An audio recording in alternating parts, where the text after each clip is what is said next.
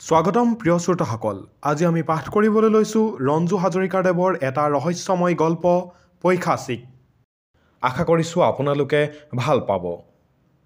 খৰতকীয়া খোজেৰে তলৰ মহলাৰ পৰা চিৰি বগাই ওপৰ মহলালৈ উঠি আহিল মিছেছ কাকতি। চিৰিত চেণ্ডেলৰ শব্দ শুনি ৰিডিং ৰুমৰ পৰা ভুমুকি মাৰি মিষ্টাৰ কাকতিয়ে বাহিৰলৈ চালে। লগে লগে মিছেছ কাকতি ভিতৰলৈ সোমাই আহিল। ঘৰখন কিবা মৰিহালি যেন লাগিছে দেখোন। ৰামহঁত কোনো নাই? মিছেছ কাকতিয়ে প্ৰশ্ন কৰিলে। নাই, গৰুজনী পোৱাই নাই নহয়। তাইকে বিচাৰি গৈছে। কাজুহঁতো গৈছে। মই অকলে ঘৰখনত ভূত বহা দি বহি আছোঁ, মিষ্টাৰ কাকতিয়ে ক'লে। গৰুজনীৰ পোৱালি দিয়াৰ সময়। ক'ৰবাত পোৱালি ছোৱালী দিছে যদি মস্কিলেই হ'ব। তোমাৰ মিটিঙৰ বৰ্ণনা কৰাচোন এতিয়া। ৰ'বা আগতে একাপ চাহ খাই লওঁ, বৰ পিয়াহ লাগিছে। দুয়ো কোঠাৰ পৰা ওলাই শোৱনি কোঠালৈ গ'ল। শোৱনি কোঠাৰ ভিতৰত টেবুল এখনৰ খুটাত এলচেচিয়ান কুকুৰটো বান্ধি থোৱা দেখি মিছেছ কাকতিয়ে প্ৰশ্ন কৰিলে, ইয়াক এনেকৈ বান্ধি থৈছা কিয়? এডালে মোক বৰামনি কৰি থাকে। বিজুক থ'বলৈ কওঁতে সি আনি ইয়াতে বান্ধি থৈছেহি। কুকুৰটোৱে মিছেছ কাকতিক দেখা পোৱাৰ লগে লগে আনন্দতে জঁপিয়াই উঠিল। ৰাজা! মিছেছ কাকতি ওচৰ চাপি গৈ কুকুৰটোৰ মূৰটো পিহি মৰম কৰি দিলে। এনেতে চিঞৰ বাখৰ হুলস্থুল কৰি কাকতিৰ 12-14 বছৰীয়া কনিষ্ঠ পুত্ৰ বিজু সোমাই আহিল। কি হ'ল বিজু? দেউতাকে সুধিলে। গৰুজনী ৰামুহঁতে বিচাৰিয়েই পোৱা নাই। এতিয়া আকৌ সিহঁতে বৰচাপৰি হাবিৰ ফালে বিচাৰি গৈছে, বিজুৱে ক'লে। এইবাৰ গৰুজনী পালে বিক্ৰী কৰিহে দিব লাগিব। ঘৰলৈ আহিবলৈ ইচ্ছাই নকৰে, মাকে ক'লে। বাৰু মই চাম নহয় কেনেকৈ বেচা। বিজুৱে চিঞৰি উঠিল। বাৰু নেবেচো তোমাৰ গৰু। যোৱা, হাত মুখবোৰ ধুই আহা। বিজু লৰি গৈ বাথৰুমত সোমাল। মাকে হাঁহিলে। গৰুজনী কাকতি পৰিয়ালৰ আটাইতকৈ মৰমৰ, বিশেষকৈ বিজুৰ। দিনটো ঘৰত থকা সময়ছোৱা বিজু অনবৰতে গৰুজনীৰ লগতে লাগি থাকে। এটা মাখিও পৰিব নিদিয়ে। পুৱা হঠাৎ এৰাল দিয়া ঠাইৰ পৰা গৰুজনী নোহোৱা হ'ল। সচৰাচৰ গৰুজনী ঘৰ এৰি কলৈকো নাযায়। কিন্তু গাভিনী গৰু এজনী এনেদৰে হঠাৎ নোহোৱা হোৱাত হৃদয়ানন্দ কাকতি বিশেষ চিন্তিত হ'ল। হৃদয়ানন্দ কাকতি অৱসৰপ্ৰাপ্ত জাজ। পৰিয়াল বুলিবলৈ পত্নী অলকা আৰু 3টি পুত্ৰ। ডাঙৰ ল'ৰা কাজু কলেজত পঢ়ে। মাজু পুতেক ডিজু হাইস্কুলৰ ক্লাছ 9ৰ ছাত্ৰ। আৰু বিজু হ'ল পেটমোচা। বাহিৰৰ কলিং বেলটো সঘনে বাজিবলৈ ধৰিলে। বিজু! কাকতিয়ে বিজুক মাতিলে বাহিৰত কোন আছে চাবলৈ। বিজু একান্ত মনে হাত ভৰি ধোৱাত ব্যস্ত। টেপৰ পৰা ওলোৱা পানীৰ শব্দত দেউতাকৰ মাত বিজুৰ কাণত নপৰিল। অৱশেষত কিটচেন ৰুমৰ পৰা মিছেছ কাকতি নিজে ওলাই গ'ল বাহিৰলৈ। সশব্দে সদৰ দুৱাৰখন খুলি দিলে। দুৱাৰৰ ফ্ৰেমত মূৰ্তিমান এক তৰুণ। মূৰৰ চুলিবোৰ অবিনষ্ট। দুই গালত কেইবাদিনো নুখুৰোৱা দাড়ি। পিন্ধনত এটা তলফালে ফটা হাৱাইন চাৰ্ট আৰু লেতেৰা পাইজামা। চকুৰ দৃষ্টি বন্য আৰু আৰক্ত। মুখৰ ভাৱ কঠিন আৰু কুটিল। মিছেছ কাকতিৰ ভাৱৰ ছন্দপতন ঘটিল। উন্মাদৰ দৰে আগন্তুকক দেখি মিছেছ কাকতি বিস্মিত হ'ল আৰু মুখৰ সমস্ত তেজ গোট মাৰি গ'ল। ভয়ত দুখোজ পিছুৱাই আহি মিছেছ কাকতিয়ে প্ৰশ্ন কৰিলে, কাক লাগে? যুৱকৰ মুখত হাঁহি বিৰিঙিল আৰু লগে লগে দুখোজ ভিতৰলৈ সোমাই আহিল। মিছেছ কাকতিয়ে ভীষণ ভয় খালে। তেতিয়াহে যুৱকৰ হাতলৈ চকু গ'ল। দীঘল ডেগাৰৰ দৰে এপাত হানিত অস্ত। আগন্তুক বিপদৰ গোন্ধ পাই মিছেছ কাকতিয়ে ভিতৰলৈ দৌৰিবলৈ চেষ্টা কৰিলে। কিন্তু তাৰ আগতেই যুৱকে উন্মাদৰ দৰে জঁপিয়াই পৰিল মিছেছ কাকতিৰ ওপৰত। প্ৰচণ্ড আঘাতত মিছেছ কাকতি ছিটিকি গৈ পৰিল এখন বেৰৰ ওচৰত। বেৰত ঠেকা খাই মূৰত দাৰুণ আঘাত পাই লাহে লাহে থিয় হ'ল। ভিতৰৰ ফালে চাই চিঞৰি দিব খুজিলে। কিন্তু কিবা এটা শক্তিয়ে যেন বাকৰুদ্ধ কৰি দিলে। যন্ত্ৰণা বিকৃত মুখেৰে যুৱকৰ ফালে চাই মিছেছ কাকতিৰ সমস্ত তেজ পানী হৈ গ'ল। ভয়ত প্ৰাণ উৰি গ'ল। চকুৱে মুখে ফুটি উঠিল অবিমিশ্ৰ আতংক। যুৱকে ডেগাৰখন ওপৰলৈ উঠাই এক জিঘাংঘাৰ হাঁহি মাৰিলে। ভীষণ জোৰেৰে মিছেছ কাকতিয়ে চিৎকাৰ কৰি উঠিল। চিৎকাৰত ৰেখ মিলাৰ আগেই যুৱকৰ শানিত অস্ত্ৰপাত তড়িৎ গতিৰে নামি আহি মিছেছ কাকতিৰ পেটৰ ঠিক মাজভাগত সোমাই দুফাল কৰি পেলালে। এক পলক অবিশ্বাসৰ দৃষ্টিৰে চালে যুৱকলৈ, নিজৰ ক্ষতস্থললৈ।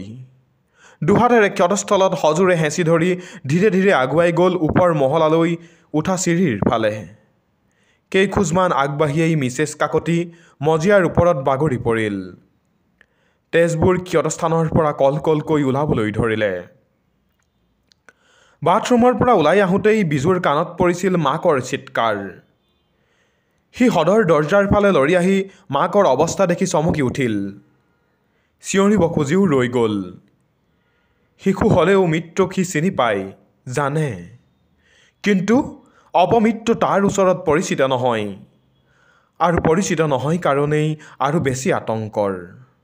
তাৰ মনটোৱে তাক সাৱধান কৰি দিলে, সৰ্বনাশৰ এয়া আৰম্ভণিহে। ইয়াতকৈও গুৰুতৰ সৰ্বনাশ অপেক্ষা কৰিছে সকলোৰে বাবে। সি দৌৰি গৈছিল ভিতৰৰ ফালে আৰু ৰিডিং ৰুমৰ ভিতৰত সোমাই এটা আলমাৰীৰ পিছফালে লুকাই পৰিল প্ৰাণৰ ভয়ত। ইচ্ছা হৈছিল দেউতাকৰ ওচৰলৈ যাবলৈ, কিন্তু আধবাটত যে সি ধৰা পৰি যাব। যুৱক বৰ দ্ৰুতগতিৰে অগ্ৰসৰ হ'ল ওপৰ মহলালৈ। প্ৰতি কোঠাতে ভুমুকি মাৰি কাকো নেদেখি যুৱক গৈ শোৱনি কোঠাৰ ভিতৰ সোমাল। লগে লগে ৰাজাই আগন্তুকক দেখি ভুকিবলৈ ধৰিলে ভীষণ জোৰেৰে। মিষ্টাৰ কাকতিয়ে দুৱাৰৰ ফালে চালে। হাতত ৰক্তাক্ত ডেগাৰেৰে থিয় হৈ থকা অচিনাকি যুৱকক দেখি মিষ্টাৰ কাকতি চমকি উঠিল। কোন? মিষ্টাৰ কাকতি ঘপককৈ উঠি বিচনাখনতে বহিল। চিনি ক'ত পাবি কুকুৰ, মনত আছে?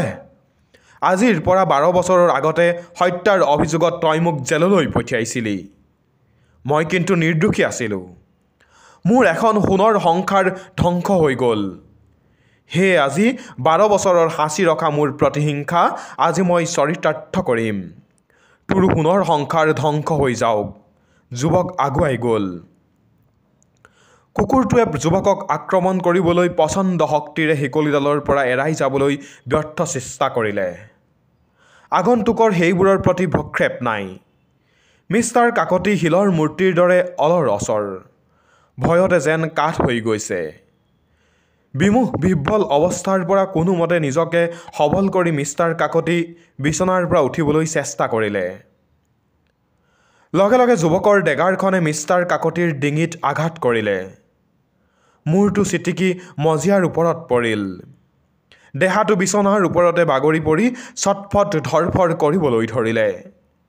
বিভৎস উল্লাসত আৰু বিকৃত গৌৰৱত গৌৰৱান্বিত হৈ নিজৰ সমহান কীৰ্তিৰ ফালে কিছুপৰ চাই থাকি যুৱকে ভুকি থকা কুকুৰটোৰ ফালে পুতৰ দৃষ্টিৰে চালে। তাৰ পিছত ডেগাৰখন মিষ্টাৰ কাকতিৰ বিচনাখনৰ গাৰুটোত ঘঁহি কঁকালত গুজি লাহে লাহে ওলাই গ'ল। মিষ্টাৰ কাকতিৰ মাজু পুতেক ডিজু ক'ৰবাৰ পৰা আহি সদৰ দুৱাৰেৰে ভিতৰ সোমাই কেইখোজমান আগুৱাই গৈয়েই হঠাৎ থমকি ৰ'ল। সদৰ দুৱাৰৰ পৰা অলপ আঁতৰতে ৰক্তাক্ত দেহেৰে পৰি আছিল মিছেছ কাকতি। ডিজুৱে দেখাৰ লগে লগে প্ৰায় লৰি যোৱাৰ দৰে গৈ মাকৰ ৰক্তাক্ত দেহাটোৰ ওচৰত আঁঠু কাঢ়ি বহিল। নিজৰ চকুকে বিশ্বাস কৰিবলৈ টান পালে। অদম্য কান্দোনত তাৰ বুকু ফাটি যাব খুজিলে।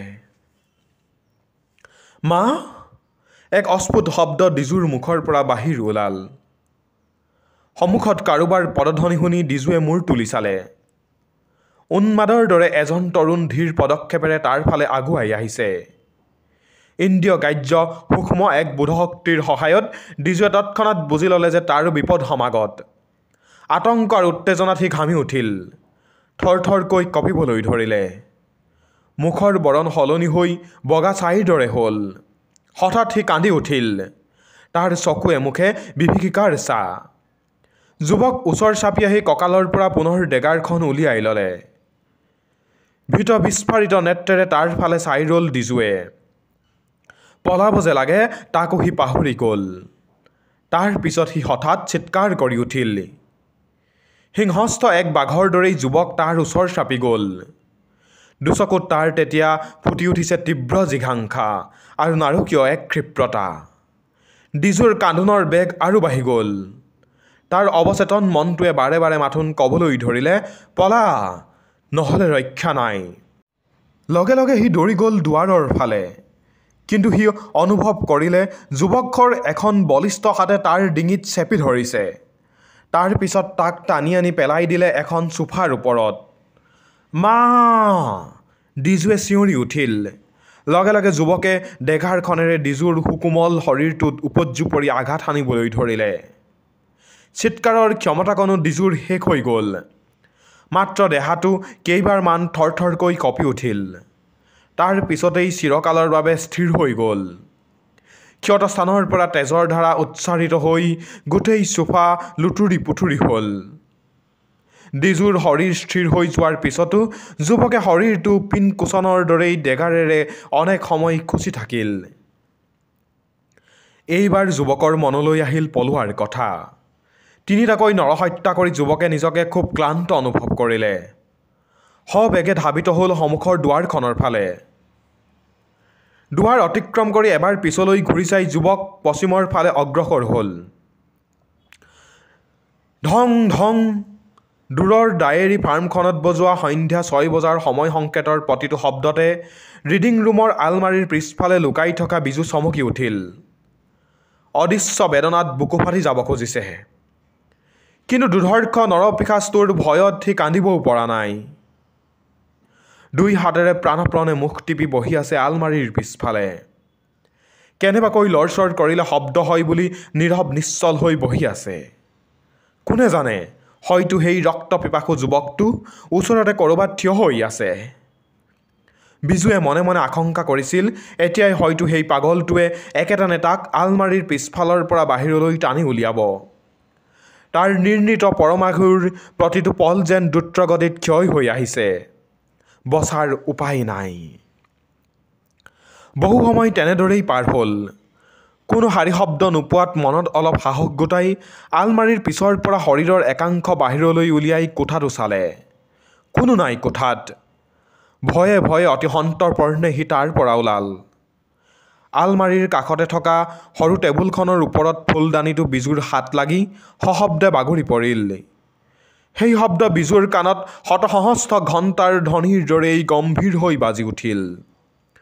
হৃৎপিণ্ড বন্ধ হোৱাৰ উপক্ৰম হ'ল। আৰু ৰক্ষা নাই। এতিয়াই সেই ৰাক্ষসটো সোমাই আহিব। কিন্তু কোনো নাহিল। হয়তো যুৱকে ইতিমধ্যে সকলোকে শেষ কৰি সেই মৃত্যুপুৰীৰ দৰ্শক হিচাপে তাকে মাথোন ৰাখি গৈছে। অলপ আগলৈকে কুকুৰটোৱে ভুকি আছিল। এতিয়া সিও নিস্তব্ধ। এখোজ দুখোজকৈ বিজু কোঠাৰ বাহিৰ হ'ল আৰু শুৱনি কোঠাৰ ফালে অগ্ৰসৰ হ'ল। তাত যি দৃশ্য তাৰ চকুত পৰিল, মনে মনে এটা কল্পচিত্ৰ কল্পনা কৰি নিলেও ৰূঢ় বাস্তৱ ৰূপৰ বাবে বিজু মুঠেও সাজু নাছিল। ফলত অৱৰুদ্ধ কন্দন আৰু ভয়ৰ যি আৱেগ ইমান সময় ধৰি অন্তৰত খোচাপিন্ধা কৰি আছিল, এইবাৰ সেইবোৰ একেলগে পথ পাই ওলাই আহিল। ভীষণ জোৰেৰে আৰ্তনাদ কৰি উঠিল বিজুৱে। তাৰ লগে লগে কুকুৰটোৱেও চিঞৰিবলৈ ধৰিলে। সিও যেন গভীৰ দুখত ভাগি পৰিছে। কিছু সময়ৰ পিছত বিজুৱে জ্ঞান হেৰুৱালে। কিমান সময় সি অজ্ঞান হৈ পৰি আছিল তাৰ মনত নাই। জ্ঞান পায়ে সি বলিয়াৰ দৰে তলৰ মহলাৰ ফালে দৌৰ মাৰিলে। তলৰ মহলাৰ কোঠাত মাক আৰু ককায়েক ডিজুৰ মৃতদেহৰ ওচৰত ডাঙৰ ককায়েক কাজুক নীৰৱ নিশ্চল পাথৰৰ মূৰ্তিৰ দৰে থিয় হৈ থকা দেখি বিজুৱে কাতৰ স্বৰেৰে চিঞৰি উঠিল, কাজুদা! কাজুৰ তেতিয়াহে সম্বিত ফিৰি আহিল। লৰিকৈ বিজুক সাৱটি ধৰি কাজুৱে সৰু ল'ৰাৰ দৰে কান্দি কান্দি ক'লে, এয়া কি হ'ল বিজু? কাজুৰ কান্দোন দেখি বিজুৱেও দুগুণ জোৰেৰে কান্দি উঠিল। ক বিজু, এয়া কেনেকৈ হ'ল? কোনোমতে ওলাই অহা কান্দোনখিনি দমন কৰি কাজুৱে দ্বিতীয়বাৰ প্ৰশ্ন কৰিলে। দেউতাকো মাৰিলে কাজুদা। এটা মানুহ আহিছিল। কান্দি কান্দি বিজুৰ জ্ঞান হেৰুৱাৰ উপক্ৰম হ'ল। কাজুৱে বিজুক কান্ধত উঠাই লৈ ওপৰলৈ লৰি গ'ল। শুৱনি কোঠাত দেউতাকৰ মন্দহীন দেহটো দেখি কাজুৱে এক ভাষাহীন জান্তৱ আৰ্তনাদ কৰি উঠিল। কুকুৰটোৱে কাজুক দেখি পুনৰ চিঞৰিবলৈ ধৰিলে আৰু মুক্ত হ'বলৈ চেষ্টা কৰিলে। কিছুপৰ মৌন হৈ থাকি কাজুৱে কোঠাৰ এচুকত থকা ফোনটো উঠাই পুলিচলৈ ফোন কৰিলে। তাৰ পিছত কোঠাৰ ভিতৰৰ আলমাৰিটো খুলি বন্দুকটো উলিয়াই ল'লে। কাজুৱে পগলাৰ দৰে চটফটাবলৈ ধৰিলে আৰু এবাৰ বিজুৰ ফালে চাই ক'লে, বিজু, তই অকলে থাকিব পাৰিবি? পুলিচ আহিব এতিয়া। মই ৰাজক লৈ খুনীটোক বিচাৰি যাওঁ। মই তাক নিজে শেষ কৰিম। বিজুৱে মূৰ জোকাৰি কান্দি কান্দি ক'লে, ময়ো যাম কাজুদা, ময়ো যাম। মই ইয়াত অকলে থাকিব নোৱাৰিম। কাজুৱে কুকুৰটো বান্ধৰ পৰা খুলি দিলে। কুকুৰটোৱে মৃতদেহটো শুঙি একেথৰে মুণ্ডহীন দেহটোলৈ চাই ৰ'ল। তাৰো চকুত পানী কাজুৱে দেখা পালে। কুকুৰটোৰ শিকলিডালত ধৰি কাজু কোঠাৰ বাহিৰ ওলাই আহিল। পিছে পিছে বিজু। কিমান দূৰ গৈছে কাজুৱে ক'ব নোৱাৰে। মাথোন কুকুৰটোক অনুসৰণ কৰি গৈয়েই আছে। এডোখৰ গহীন অৰণ্যৰ মাজত কুকুৰটোক লৈ কাজু আৰু বিজু সোমাল। সন্ধিয়াৰ গাহ ছায়াৰে অৰণ্য আন্ধাৰ, মেঘভৰা আকাশ। অনেক সময় পাৰ হ'ল। টুকুৰা টুকুৰি মেঘৰ ফাকৰ মাজেৰে এটা সময়ত জোনটো দেখা গ'ল। অস্পষ্ট কুহেলী, আসন্ন জ্যোৎস্নাৰ পোহৰ অত্যুত সিঁচৰিত হৈ পৰিল। সেই জ্যোৎস্নাৰ বিবৰ্ণ পোহৰত অৰণ্যৰ মাজত এটা পৰিত্যক্ত মন্দিৰ কাজু আৰু বিজুৰ দৃষ্টিগোচৰ হ'ল। কুকুৰটোৱে কাজুক সেইফাললৈকে টানিবলৈ ধৰিলে।